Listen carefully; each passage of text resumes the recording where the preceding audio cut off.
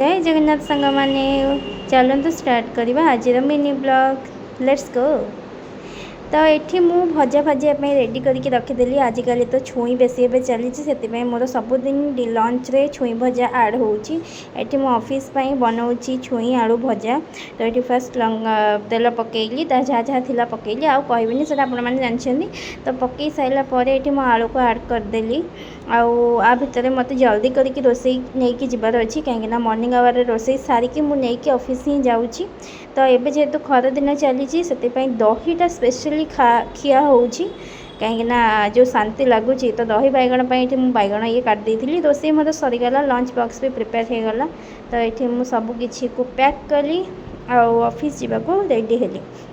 Office रे काम सरीगला आ lunch time हो गला। तो चगली खाइबा को। तो ये मोर जहाँ रोसई थिला जमती भात दही बैगण आ छुई आलू भजा ताक खाइली।